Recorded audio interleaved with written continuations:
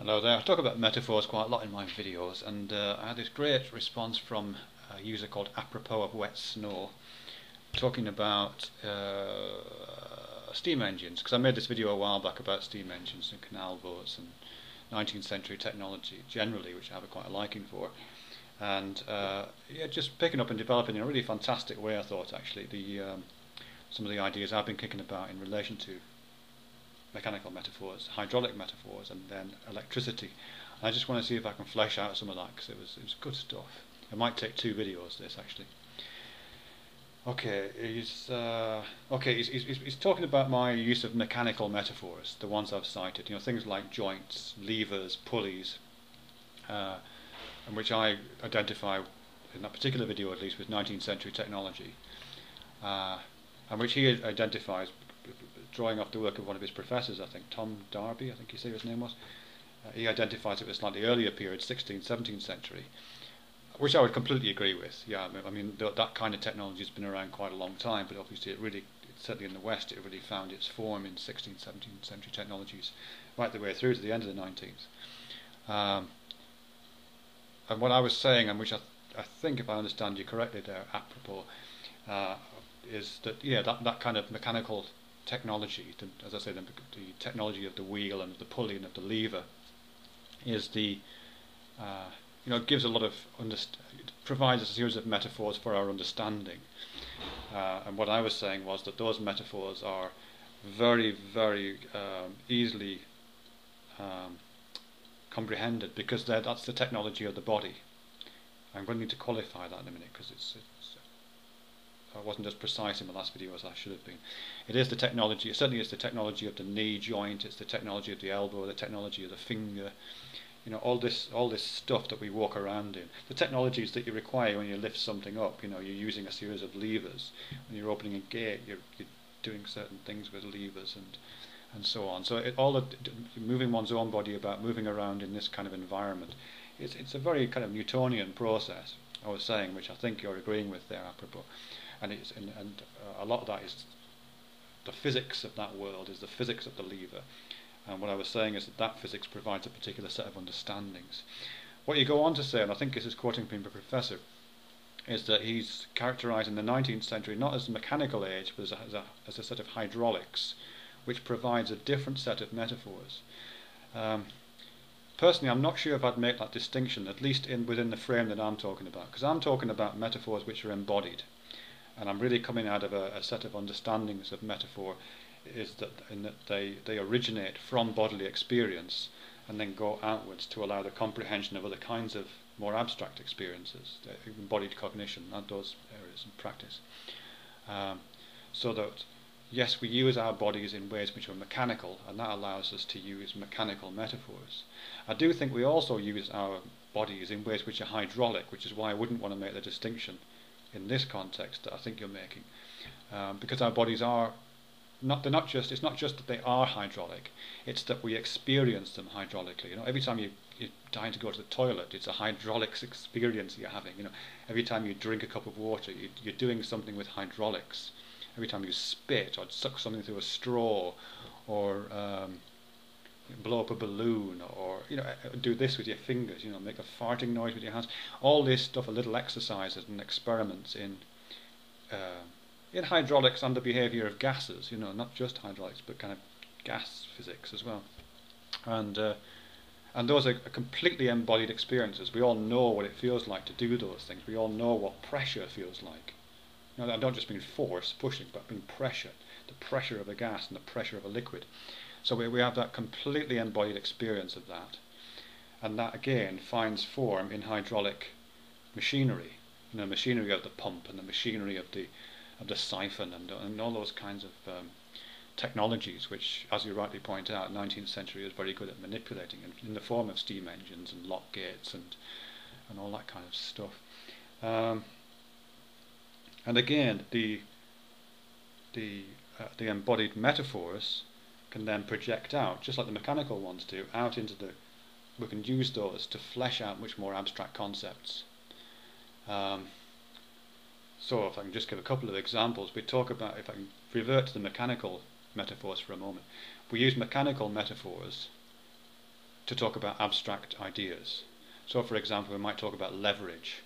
If we want to indicate that we are able to exert force over something, completely abstract. If we can persuade someone to do something or persuade an organisation to behave in a certain way, we might say we've got some leverage over it. That leverage is a mechanical metaphor, isn't it? It's drawn from the idea of the lever, which in turn is drawn from our bodily experience. But I think the same thing is true for hydraulic metaphors. And you use some of those hydraulic metaphors or variants on those. You talk about suppression and how that starts to come through in 19th century, early 20th century psychology, for example, or the kind of suppression that you find in political situations. So the idea of pressure and containment, confinement, and that whole thing, I would say again comes from the body. We all know what it feels like to have pressure inside us. We all know what it feels like to have those hydraulic pressures that I mentioned a few minutes ago, and we can project them outside in exactly the same way as I suggested. We're projecting and using mechanical metaphors to understand abstract concepts. Where I think technology is important, and this is what I'm taking from you and from Tom Darby, I think, is what happens when technology fleshes out our metaphors or extends our metaphors. Because I'm sure we've had hydraulic and mechanical metaphors for hundreds of years, thousands of years, certainly before they were exploited in the form of machinery. We must have been able to think with those metaphors before we fully embodied them in the terms of mechanics and hydraulics. But I think what happens when you do start to externalise those metaphors in machinic form by creating steam engines, by creating pumps and canals and lock gates and bridges and all that kind of stuff, is your command of metaphor becomes greater. So I think we're able to, so for example, when Freud and later on, anybody who's working that kind of hydrodynamic model of consciousness or of the psyche, they're able to do that not just because they understand pressure and suppression and all the stuff that flows out of that, not just because they have an embodied experience, but because they've externalized those experiences in the form of machinery, which has all these physical entailments to it. It has exhaust valves, and it has governors that spin round at the top, and it has, all of the paraphernalia of technology. So the embodied metaphor becomes much more complex and available to feed back into your cognitive processes. And so, as I say, Freud is able to use extensive steam engine metaphors because in his formulation of the psyche, because he didn't, it was externalized. I think that's what I'm saying.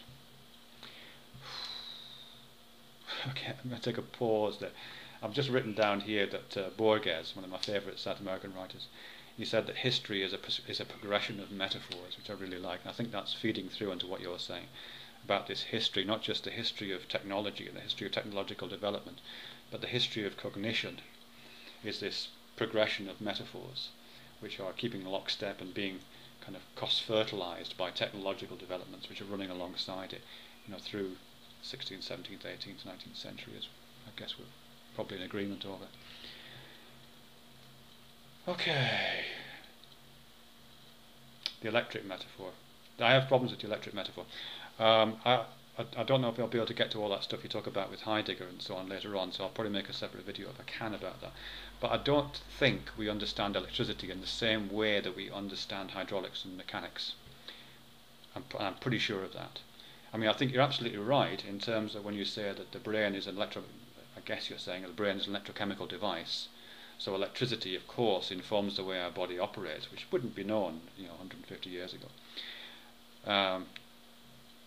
But the question becomes, how do we know electricity? And I don't think that we know electricity in the same way that we know hydraulics and mechanics. I don't think we do. I think we know electricity. I mean, obviously we know it intellectually. We can do the maths on it, and we can, build circuits and so on. But I don't think we're knowing it in the same way because our body, at the level of its functioning, doesn't use electricity. And I guess I'm talking about the kind of sensorium, really, the way that the senses are set up, the way that our body necessarily operates. Our body doesn't operate at that level. It operates with much more large-grained activities. It doesn't operate at the level of electricity. I think when we talk about electricity, we're usually talking about it as if it was a liquid. And there's quite a lot of evidence to support that. I'm running out of time, so I have to be quickie. There were some really great experiments done when actually it shows up in words like current and old-fashioned valves and all that kind of stuff, and the flow of electricity as if it's a liquid. There's a great experiment done where people will be shown circuit diagrams. Some circuit diagrams of electrical circuits in series, and some were in parallel. And if you primed people by getting them to think of electricity as the flow of a liquid, they would be very good at predicting the activity of I can't finish this, can I? I'm going to stop this and start again in part 2. Sorry, it would take me longer than the 15 seconds I've got left. So I'll stop this one here, but I'll start talking about electricity again in part 2. See you on the other side of the sky.